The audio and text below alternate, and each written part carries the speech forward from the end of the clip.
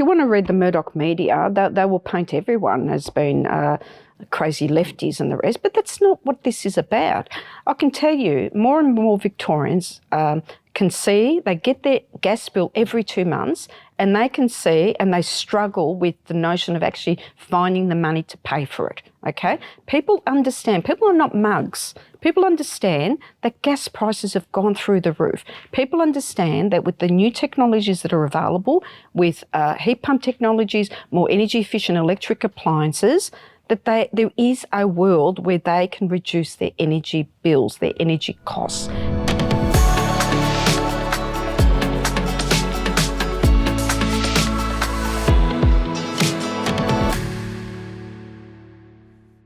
Hello, I'm Michael Liebreich, and this is Cleaning Up. We're continuing our Australia deep dive today, recording this episode in a rather damp and cold Melbourne. Before we start, I'd like to acknowledge that we're on the land of the Wurundjeri peoples of the Kulin Nation, and I'd like to pay my respect to their elders, past, present, and emerging. Australia is not a unitary state, it is a federation. Melbourne is the capital city of Victoria, a small state by Australian standards, but home to over a quarter of its population. Much of the country's energy policy resides in the states. So, while the Australian Federal Minister of Energy and Climate might bestride the world stage like a colossus making climate commitments, it is in the state parliaments and civil services that the decisions will be made that either deliver or fail to deliver those commitments. My guest today is Victoria's State Minister for Climate Action, Minister for Energy, and Minister for the State Electricity Commission.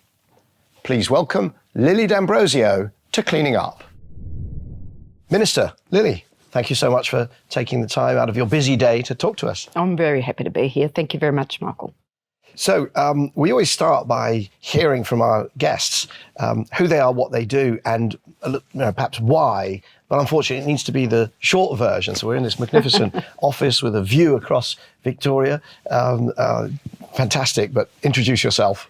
Thank you. Well, my name's Lily D'Ambrosio. I'm the Energy and Resources Minister in the state of Victoria. I'm also the Climate Action Minister, and I'm also the Minister for the State Electricity Commission, which in short is a return of publicly owned renewable energy here in Victoria, because we did go through a privatisation process in the early 90s, and then our governors decided to bring back a government-owned utility.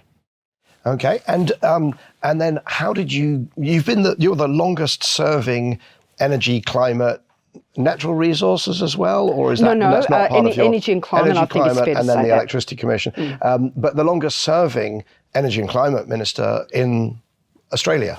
Well, that's what they tell me, but absolutely, it's been an absolute delight, but it's also been extremely challenging. But you know what? The value of me having been in this role for a number of years now has given me not just a really important bird's eye view, but an intrinsic knowledge of how the system works, and the fact that we're on a marathon that is being run at sprint speed. And that's the way I like to put the energy transition, but it's one that is absolutely necessary, and we need to get it right. Now, our audience is split between the Australian audience, who will know all about Australia, all about Victoria, the state of Victoria, and possibly something about you, or some of them will know a lot, but on average. But then you've got 88% who are overseas. They're in the US, they're in Canada, they're all over the place, they're all over Europe, UK is the biggest, and they will know relatively little. So what we're going to need to do is make sure we keep them on board. Mm-hmm. Describe, if you can, the state. I want to do a little bit about the characteristics of the state and the state's energy sector, energy transport, all the things that need to change, and state federal or state commonwealth relations. So we've got to cover those sort of three basics. Can you do that? Oh, absolutely. Perhaps let's start with federation. So the states in Australia are fairly unique compared to, say, the UK, where the states fairly much have the levers around land use planning. And that is really critical when we're talking about renewable energy projects or any energy projects. Like the states have a very significant control, if you like, around where projects go, whether they go anywhere at all. And also, of course, that includes the transmission that we need, of course, to manage this transition well.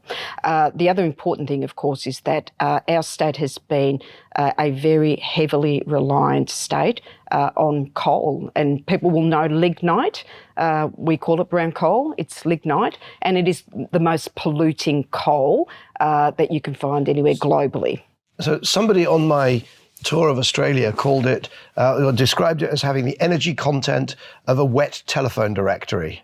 Well, can I just say, it is absolutely very wet. That's why we've never had an export industry here of brown coal, because you just can't export it. But what it has done for many, many decades is underpinned our manufacturing base here in Victoria. So Victoria has been the manufacturing base of the country on the back of really cheap brown coal to make our electricity for over 100 years. And that's also electricity that has supported the eastern seaboard of the country. So it's got its unique characteristics that don't apply in And when other you say parts of the country. manufacturing what? Because you used to there was a car, I think it was the Holden, was it? That used to be manufactured here, and but that's actually sort of fading into the rearview mirror. Manufacturing what? Well, look, certainly we had a very strong vehicle industry here too, clothing, trades, textiles, but of course with globalisation those things have come and gone, but we still have, of course, a very strong defence industry base here in Victoria, and we have very strong professional industry, which really sustains a lot of the high-tech pharmaceuticals, for example, is another important part of that. But what is really, really important for us to remember is that we've also got a lot of ageing coal-fired generators that are now reaching their end of life, and we need replacements for those. So I was very lucky because on the weekend I got to drive part of the Great Ocean Road, and I drove past a refinery. What would that have been? We've got 2 oil refineries left in in Australia, and one, of course, is the Viva oil refinery, which is in Geelong. So I think you've gone past the Geelong refinery, and of course we know that there's been some challenges globally because of the the blockade, if you like, of the Strait of Hormuz. And the cascading significant impact on diesel and oil prices now that all of the world is getting a shock from, including Australia. It was Geelong. I also watched Geelong lose to Carlton at the Aussie Rules football. I'm very happy. I'm a Carlton supporter. You're a Carlton supporter. But the refinery seemed to be working pretty hard, not that you can tell from a drive past on the road, but clearly because of the time we're recording this, very much the Australia's, can I call it a diesel addiction, is causing an enormous amount of pain because of the diesel prices. Is Victoria as addicted? Is that one of the states that's suffering most because you've got agriculture? You don't have perhaps the same extractive. Well, you don't have the same extractive industries as Western Australia. But are you suffering from the diesel problem? Oh, look, the whole of the country is. When you have a look at WA, they are heavily reliant on diesel for their very big mining industry, and that's a reality of it. They're big consumers of it. Victoria's a food bowl. So when we have a look at our agriculture, we are a very big food bowl and suppliers of food, fresh food to the rest of the country. We're not the only ones, but we are very, very big. And also absolutely export. Yeah. So it has hurt the whole of the country. But we've worked our way through that. The Commonwealth Government have got some very strong policies in place, backed up by the states that have come in behind them to help to ease the pressure and the costs. Availability is your number one. You've got to keep having supply of diesel and oils coming into the country. Price is always going to be a really critical, difficult topic in the light of the global challenges that we're seeing. Okay, and let's double click on then the energy transport questions, because it's funny, as I travel around Australia, people have asked me, what is Australia doing well? Or how are we doing? Actually, the way they phrase it is, how are we doing? And, very clearly, solar roofs on homes and batteries now on homes, tick. And not just tick, that is Australia is Premier League, is absolutely... It's world leading. It's world leading. And it's world leading not just in how many, but also in getting the cost down, which is very, very interesting and very significant. But then there's other areas where Australia is not leading. We already talked about one, which is the massive overdependence on diesel. And there's that's partly, if you subsidise diesel, you get diesel, clearly. But there's also, you've got coal, you're still using coal and you're retiring it. And then I'm not sure where I should put Australia on the kind of, I don't think there's anybody who would be in the Premier League globally on how to replace fossil assets. Well, look, let's put it in perspective, because I would contend to you, Michael, that Victoria is actually leading the country in terms of the plan and the actual outcomes in terms of the plan. So when we were first elected about 10 years ago, we had a reliance on coal generation that it was around in the high 80%. For your electricity. For our electricity, right? Yeah. We are now down to 53% reliance on coal generation. And we started from a base of having less than 11% of our electricity coming from renewable sources in Victoria. In just 10 years, we're up to 44.5%. And that's very similar. In fact, all of those statistics are actually very similar to China. When I started and it was a bit longer ago, so 20 years ago, China was 80% coal, and now it's just over 50% coal. And renewables and nuclear, I think, are up to I'm going to say wind and solar in China are up to 25%. So I'm sure if you add in the hydro and you add in, never mind the nuclear, but you add in the hydro, they're probably at 30%. So it's very similar just in terms of... No, we're actually better than, on those stats, Michael, we're doing a hell of a lot better. So 44.5% of our renewable electricity in 2025 came from renewable sources. But we also need to understand the role that gas has played in this transition. Just on that renewable, is it mainly wind and solar, or do you have some hydro as well? Very small amount of hydro, but it is mainly wind and solar, the large wind and solar projects. And wind has been a really critical part of getting the mix right. You'll be importing some of Snowy 2.0's output if you can afford it, right? Well, look, I mean, it's a market. So whichever is the cheapest electricity that gets bid into the system every 5 minutes, because we have a 5-minute settlement market, comes in on top. But what's been really interesting is the place that big batteries have played in that settlement of pricing for electricity coming into our system. So the Australian Energy Market Operator, or as we call it, AEMO in Australia, their last report on price trends has shown that because big batteries has outbid gas peaking generation to set the price, it's meant that our overall cost of electricity in the last quarter has been significantly lower than what it otherwise would have been. And Victoria has been a standout on that, because we actually started on the journey of big batteries going back to 2017. We were the first state to establish a battery storage initiative. We backed that with $20 million, and that was quite a lot of money at the time. And that got a few of those big batteries. The first big batteries in Australia started in Victoria, and we remain the home of big batteries because we keep incentivising those to keep the price down and firm up renewable electricity. I'm trying to remember which state the first big battery, the famous Mike Cannon-Brookes challenged Elon Musk battery. Well, that's right. Well, that was South Australia. That was South Australia, But we actually, that hit the headlines globally because it was Elon Musk. But I can tell you, in Victoria, we were the first ones as a state to develop a policy and get big batteries built in our state from 2017. And this is an internationally important thing, because what you've got in so many systems around the world, and definitely in the UK and across Europe, I won't say it's universal, but it's very common, is that if you have a marginal priced power market where the highest cost resource that has to be run to meet demand sets the price for everything, then gas has had a massively disproportionate impact on, which that is the settling resource. Gas price, since Russia invaded Ukraine, it came down. Now it's gone back up because the US action in the Gulf. You've got a renewable transition being blamed for what's effectively a gas problem.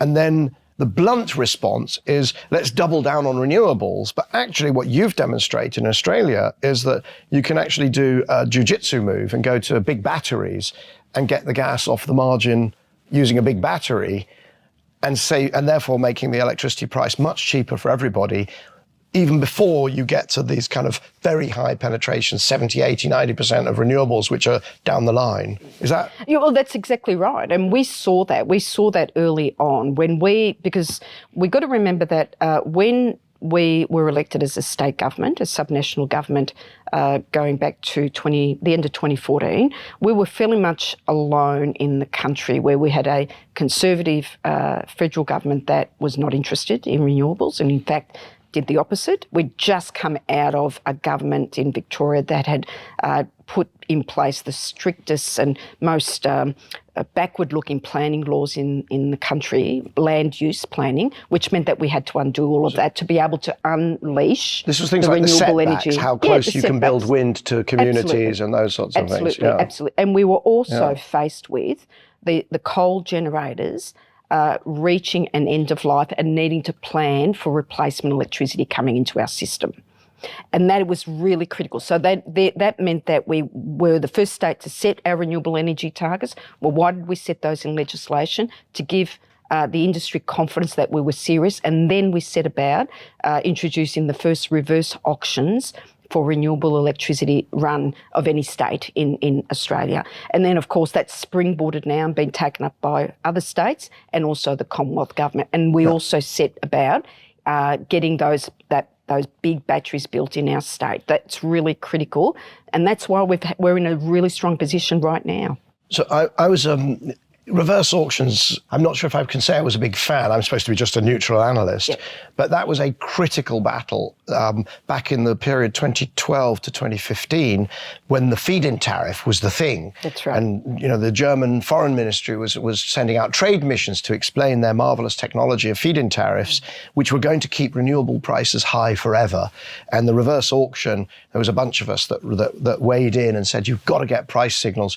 But your point about the targets and the certainty, it's a fantastic segue. I did warn you that our ethos, our approach, is to ask difficult questions on cleaning up. And so, just in the interest of time, I kind of need to switch to the to the tougher stuff. So you're at 44.6%, I think it is, of electricity generation from renewables. You've got a target of, if I'm right, 65% by 2030 and 95% by 2035. And that means shutting your coal. You've still got those three big coal plants, Yallourn, and then the other two, I can never pronounce them. Yes, one is Loy Yang A and Loy Yang B, of which Loy Yang A is by far the big one, isn't it? That's right. So this is the other part of what is a very complex mathematical equation. We also need to understand that the markets react knowing that there will be a demand for renewable electricity that's still to be built. So Energy Australia, that owns the Yallourn power station, is due to retire in 2028. Energy Australia have a structured transition agreement with the state of Victoria to have that plant close in 2028. Now, we struck that about 3 years ago. Now, why? To make it really clear to the market, you're going to have a gap there. Get on and get the replacement electricity built, get the batteries built, and that is absolutely happening. Do you know how fast time passes? That was 2021. 21, there you go. But the question is that date, 2028, set in stone? Absolutely. Absolutely. So it will shut in 2028. And Energy Australia are already starting to wind back some of their activities at that station and the mine. I know there was some to and fro about, was there a negotiation going on about keeping it open? Can I just say that there are conservative elements of the mainstream media whose objective is to punch out the confidence in investors for the replacement electricity that's got to be built. There have never been any negotiations since 2021. Energy Australia and our government are at one and remain at one. And in fact, Energy Australia are already planning alternatives to their power station exiting the market. And that's really critical for investor confidence. And that's why we keep getting those new technologies built so that we don't have a gap in the market and we have and we keep those power prices as low as we can. So why not, if you want to kill all discussion of that, why not redact the bits that need to be redacted and release the deal? Well, these are commercial in confidence arrangements. Redact the commercial bit, redact the payment numbers or whatever, but the framework of it, how you're going to ensure that it actually happens, and let's put it this way, how you're remunerating them for sticking to it, those sorts of things. Not necessarily the numbers. I get that those are commercially confidential, but why not just release the thing? Look, we're absolutely committed to this. We've not wavered from it, and neither has Energy Australia. And can I say to you that investors continue to invest in Victoria, and also point to the fact that we have a structured transition agreement with AGL, who are the owners of the Loy Yang mine and Loy Yang A power station, for a closure in 2035, and that will happen also. So that is, and so these contracts that we can't see, they say they allow no possibility of either Yallourn or Loy Yang A and B going beyond those dates. Well, they will close, and those companies have said they will close, and they are already building their alternative supply of electricity and backup support for those replacements. But you say they're building the replacement, but they are independent competitive companies. So they're not responsible for producing the replacement. It could come from onshore wind, solar, it could come from offshore wind, it could come from, some of it could come from snowy, or wherever, it could be traded. So the onus can't possibly be on them to produce replacement supply. It's not on them. But it's on you. No, it's on all of us. The reality is Energy Australia are a massive company in Australia. They're gentailers. AGL, the owners of the Loy Yang A power station and the mine, are gentailers.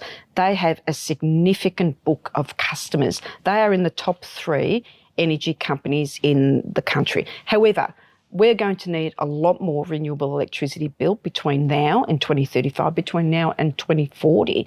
And we're absolutely got a strong pipeline of projects that have come in seeking planning approval in Victoria and are being built, because people know that with the certainty that we're giving them through those contracts that have been settled with those 2 businesses, AGL and Energy Australia, plus, of course, all of the transmission planning that our state has now taken on responsibility for, away from the national market that we're not accountable to any elected governments, taking control of that.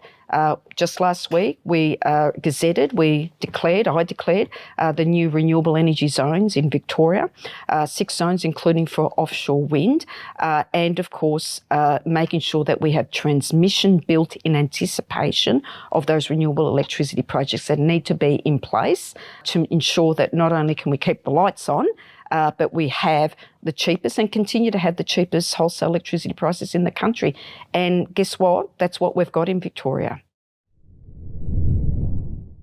Cleaning Up is proud to be supported by its leadership circle. The members are Actis, Alcazar Energy, Arup, Copenhagen Infrastructure Partners, Signum Capital, Davidson Kempner, Ecopragma Capital, EDP, Euroelectric, the Gilardini Foundation, KKR, Mitsubishi Heavy Industries, National Grid, Octopus Energy, Quadrature Climate Foundation, Schneider Electric, SDCL, and Wärtsilä.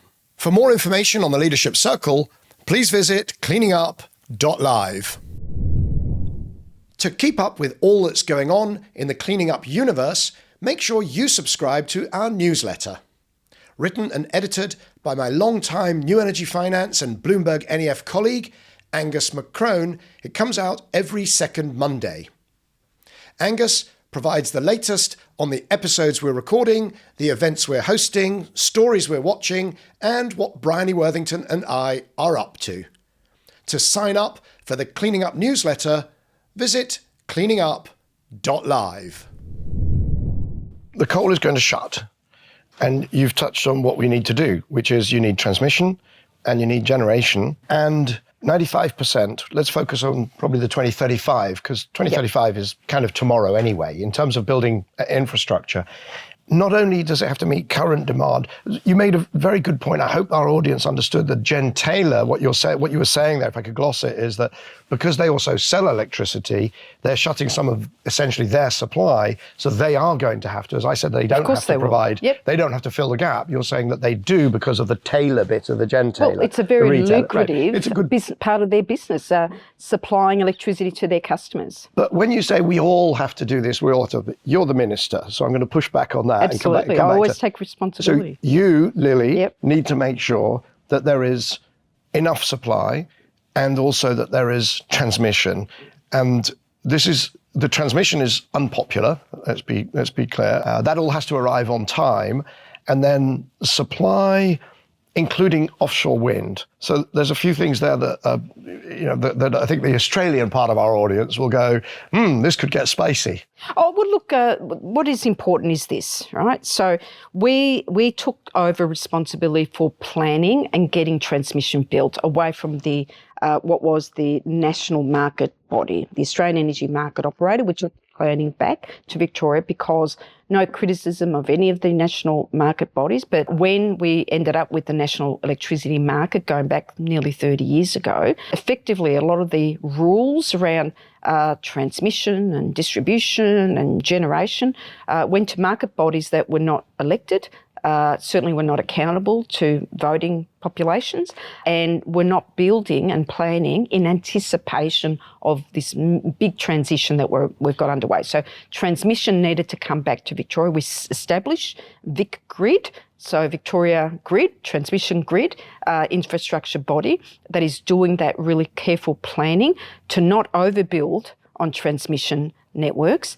but to make sure that what is needed to be built is there in time for those that are building the renewable electricity generation, know that once their project is built, it will actually be able to send electricity into the grid. But you already have a curtailment problem. You already have wind farms, I think particularly wind, if I've understood, actually no, wind and solar, that is being curtailed because the transmission grid can't accept that much electricity. And that is why we've taken control of that. That's why we could see that was becoming a bigger problem and we needed to do something about it. And that's why we've taken control of it. Now, there are a couple of big transmission projects that are now being built. One is what we call the Western Renewable Link, which will absolutely, once built, unlock further opportunity for the existing generators to remove their curtailments, but also have more renewable energy projects built along the corridor of that transmission project. But it is unpopular, and people don't like transmission, particularly the drive on the Great Ocean Road, got to make sure I get the name right. Beautiful, beautiful countryside. I mean, I will say, if anybody is looking to plan a holiday, honestly, I was just bowled over. Yeah, it's beautiful, absolutely.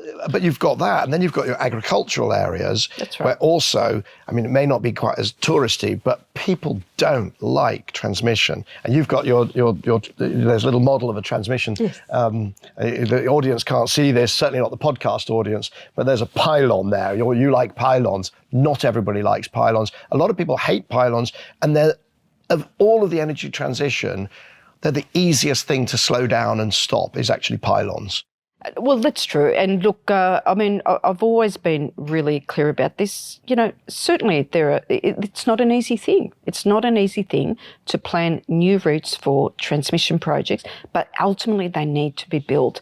And what we've been very clear with communities is that we cannot build renewable electricity without additional transmission. And some of it is about augmenting the existing transmission infrastructure. It's not about expand. In some ways, we won't need to expand, but in other areas, we will need to build that new transmission because ultimately this is a broad public good. It's about our economy and making sure that we can deliver that replacement electricity when it's needed. But there's a risk.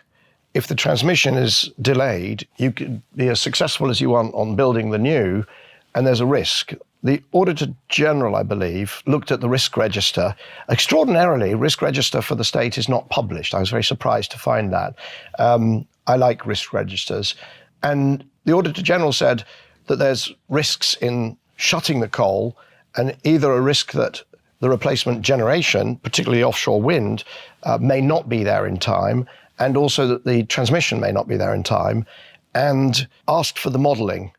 You said it's been modelled in great detail. Fine, but you didn't release the model. Yeah, well, look, there are risks in everything that we do, and it's about what you do to mitigate the risk. And what we've done in Victoria is take back control of the planning around transmission. We've also changed our laws in Victoria to enable us to move ahead with key elements of the transmission process whilst it's going through planning approvals processes. And all of this is about shaving off time, because time is money, and getting these projects built, and they will be built. But you might be doing all the right things perfectly, but one of the ways you manage risk is transparency. You tell people, you let people decide whether they believe that you've managed the risk, whether you've acknowledged all the different sources of risk, and whether they need to protect themselves by maybe doing more. If it's a company, they might need to do some private wire solar or buy an even bigger battery or whatever it is.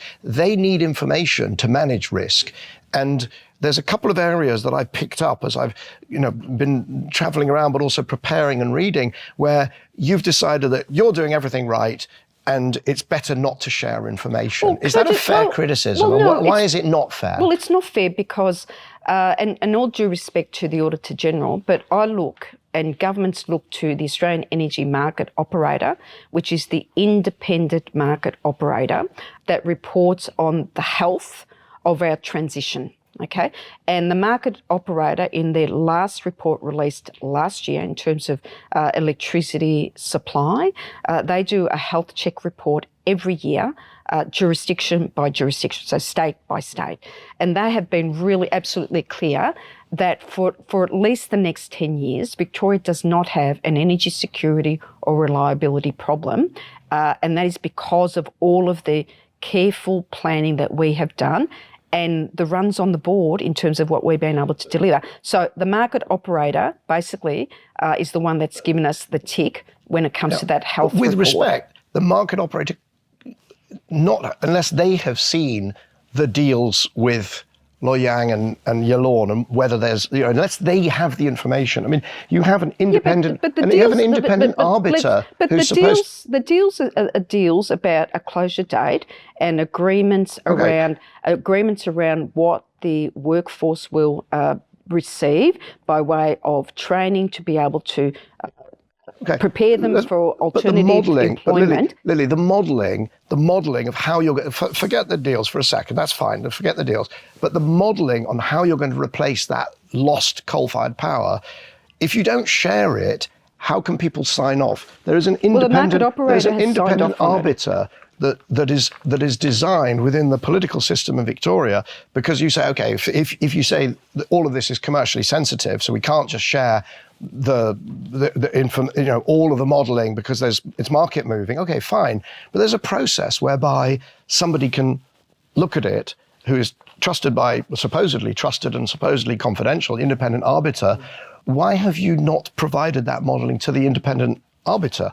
Because it's been, the upper house has asked you to, and you haven't. Well, what I would say is that it's the Australian Energy Market Operator that is absolutely the industry expert when it comes to checking all of the elements of the transition that each state has in place to be able to manage the transition well for the replacement, for the closure of the coal generators. And the market operator for Victoria has said for at least the next 10 years, Victoria will not have a reliability electricity problem nor a security of electricity problem because of what we've committed to doing and actually delivering. And ultimately, I think Victorians want to hear, Australians want to hear that the independent industry expert has given us the tick of approval. That doesn't mean that we don't keep doing what we're doing. We absolutely have, and we've got to continue on this path. And this is what's at risk. How central is offshore wind, the auction that is it? I don't know how many, if it's been published, how many gigawatts of offshore wind are you looking for? You've got some fantastic developers there. People talk about Star of the South as one of them, but there's, I think, 12 others. How much offshore wind? How central? How much will that cost? Well, look, that is an absolutely important part of our transition.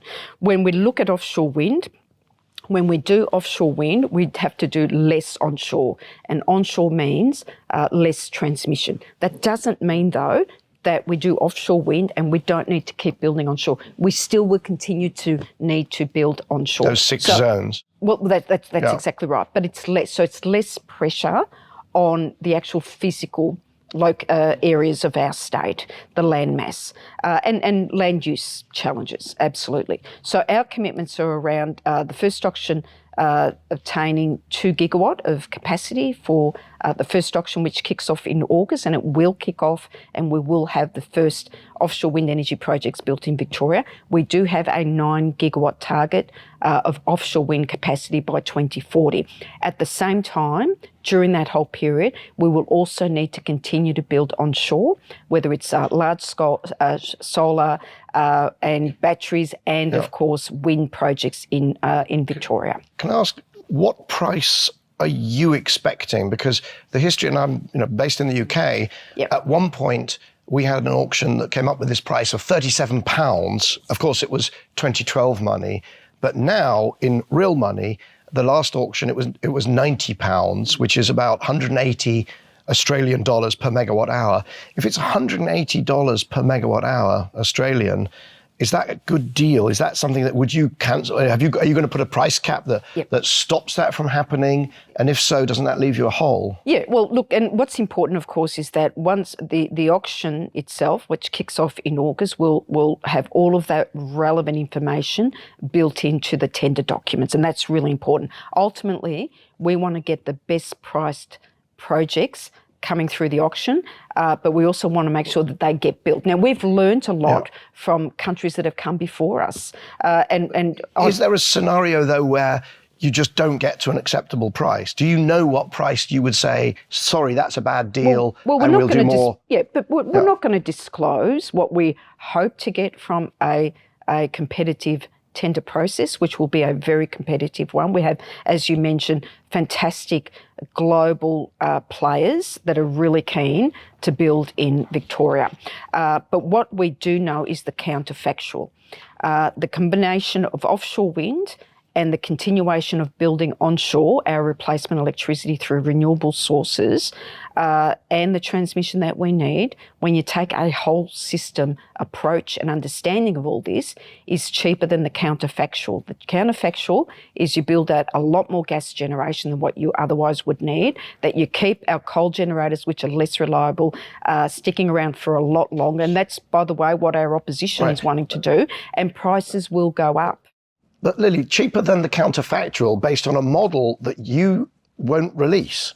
Well, I think do you understand the issue where I'm driving? I'm a big transparency fan, right? I get that, but it's not just Lily D'Ambrosio, the minister in Victoria, saying this. We've had all of the experts. We've had the CSIRO, which is our Commonwealth Science and Research Innovation Research. Yes. I warned you about the acronym klaxon, so we're doing very well. CSIRO, very good. And the market operator and many other independent authorities be really clear about this, and this was a hard fought out debate during the last federal election when proponents were pushing nuclear or more coal or new coal. And the evidence was absolutely palpable. The cheapest way to transition our ageing fleet of generators is more renewables, not less, is more renewables and not nuclear. And right now, that is the counterfactual, and the evidence has been borne out by the facts.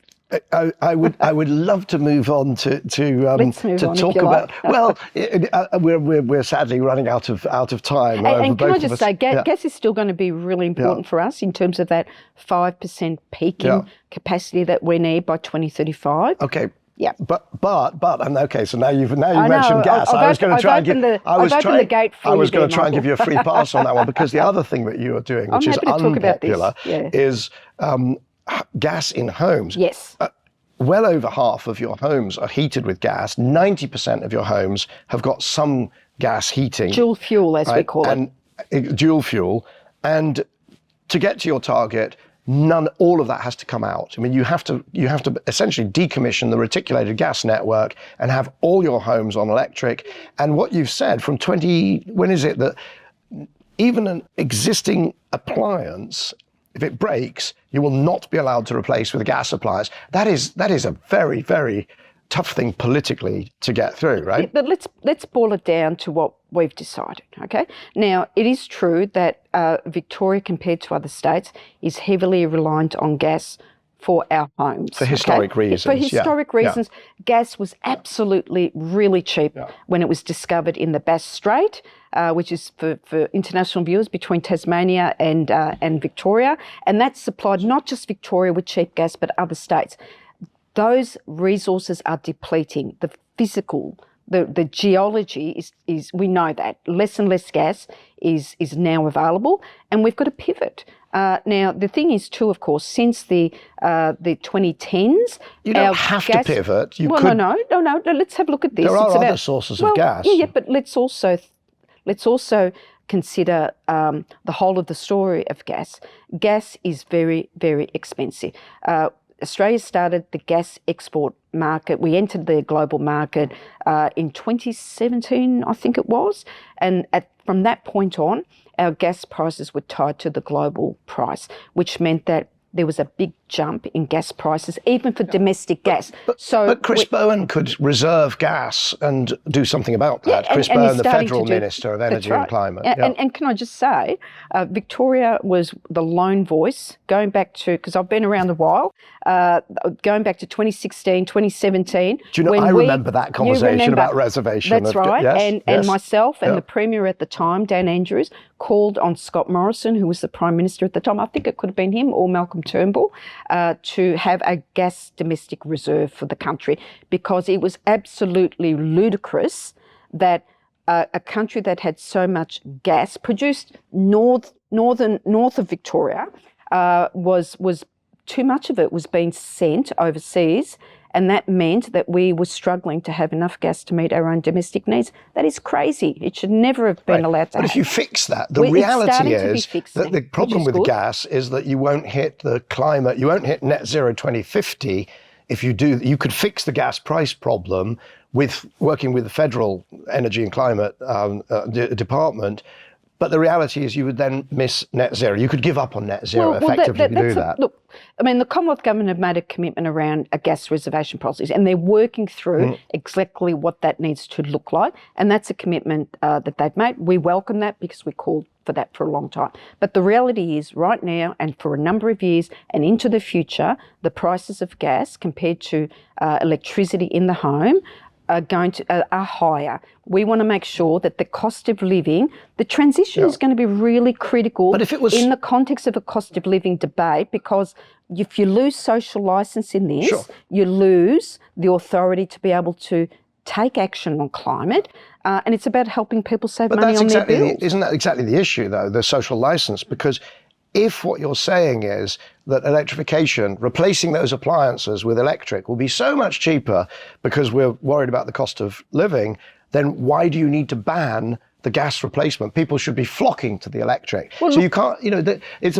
a bit of sort of benevolent dictatorship going on here. No, look, I reject that. I mean, if you want to read the Murdoch media, they will paint everyone as being crazy lefties and the rest, but that's not what this is about.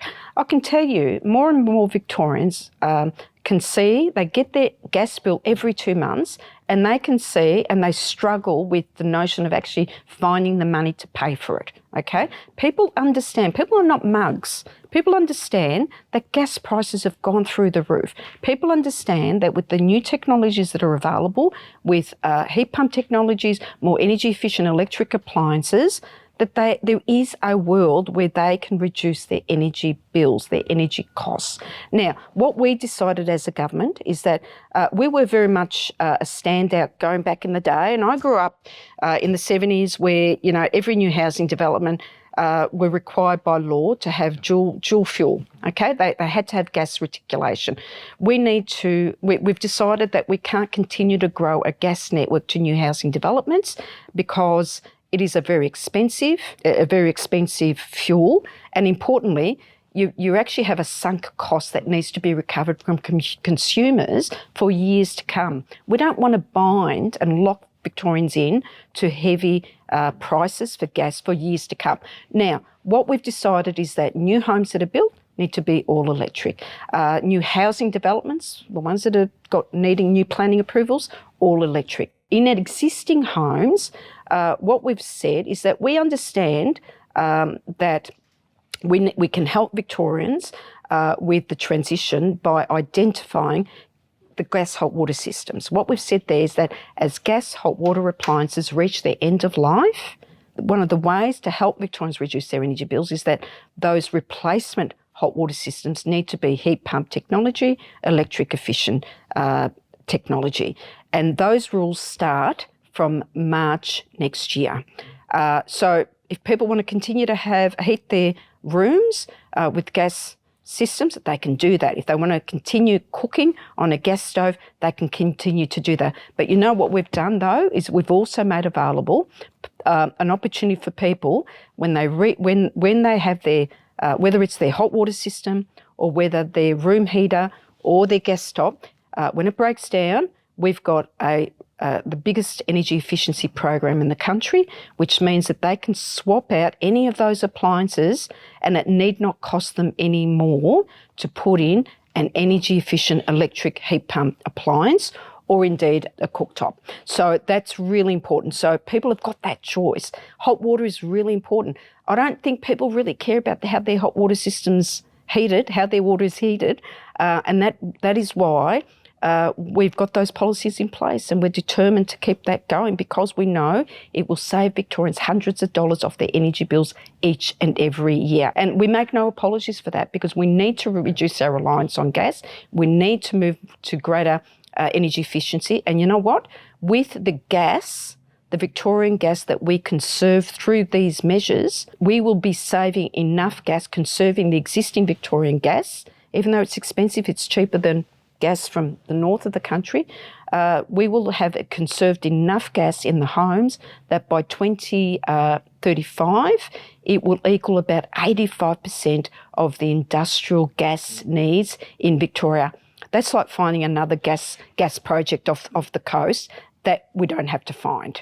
Lily, I knew if we started with gas that it would be a fascinating conversation. Yeah, but it is a fascinating, and there's a lot of lessons. One too, and that's why you just can't have a one line that explains everything about it because it is complex. And I'll be honest, I also meet others as I go around and I talk to other political leaders, and then I find them not doing those things. And I can assure you, I give them exactly as hard a time for not doing, in fact, possibly a harder time for not doing those things as I've given you for doing those. So, but this is a fascinating conversation because this is the what they call the sausage making of the transition. This is what it looks like. And I've been absolutely fascinated. I just am aware that I've gone past the time that you very kindly allocated to speak to us here today. So I'm going to draw it to a close so that you can get on with actually doing the things that we've just been talking about. Well, thank you very much, Michael. Look, the reality is leadership in energy is really critical, and that means sometimes having to spend the time